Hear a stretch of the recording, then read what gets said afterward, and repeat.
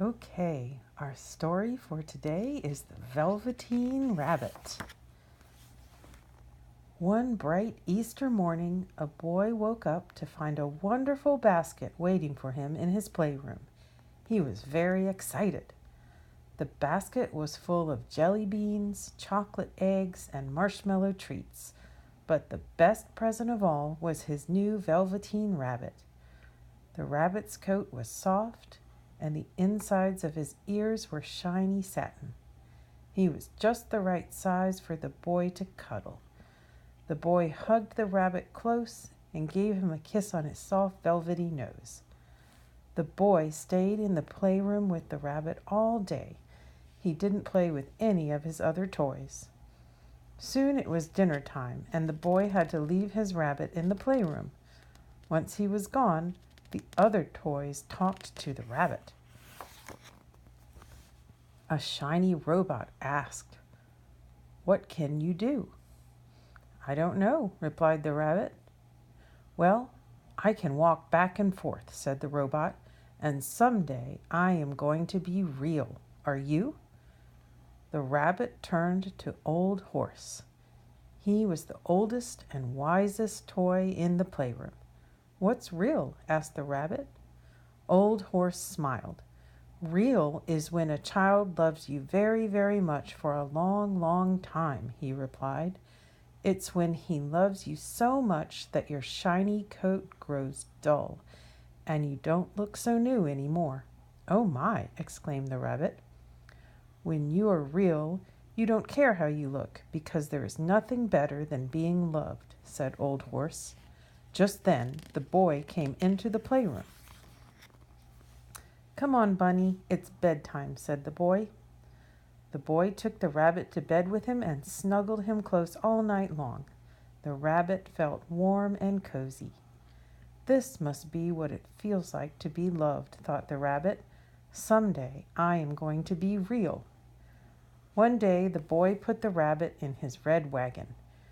"You seem to like that rabbit better than all your other toys," said the boy's mother. "He's not a toy, he's real," said the boy. The rabbit was so happy. "The boy really loves me," he thought, "and now I am real." The boy took the rabbit on a ride. When they got to the woods, the boy left the rabbit to search for treasures. Two strange creatures came out from behind the trees and hopped toward the rabbit. They had long back legs and brown fur. "What are you?" one of them asked, wrinkling his nose. "Why, I'm a rabbit, just like you," said the Velveteen Rabbit. "Then why don't you play with us?" asked the other rabbit, hopping around. "You're not real." "But I am real. The boy told me so," said the Velveteen Rabbit. But the rabbits just giggled and hopped away. After a long time, the Velveteen Rabbit's fur had worn away from being hugged so much by the boy. Most of his fuzzy nose had been kissed away and his satiny ears had lost their shine. But the rabbit was happy because he knew how much the boy loved him. One day, though, the boy became sick. He didn't want any of his toys anymore, not even the Velveteen Rabbit. The doctor told the boy's parents he needed to go away to the seaside to get better. On the day he left, the boy placed the rabbit under their favorite tree in the woods. "I want you to remember all the wonderful times we had together, Bunny," said the boy sadly.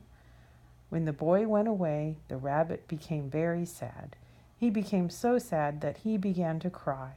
A real tear slid down his velveteen cheek and fell to the ground.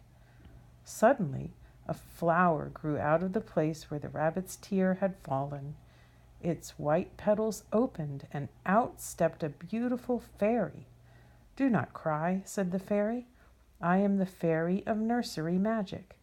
When toys have been loved by a child as much as the boy loved you, I make them real." And with that, she kissed the Velveteen Rabbit. Suddenly, the rabbit's nose began to itch. Without thinking, he scratched it with his back leg. "I can move," he cried. The rabbit began to hop and leap and jump for joy. "Now I am real," he laughed. The rabbit hopped into the woods and became friends with the rabbits he had met there long ago. Many months later, the boy returned to his favorite tree.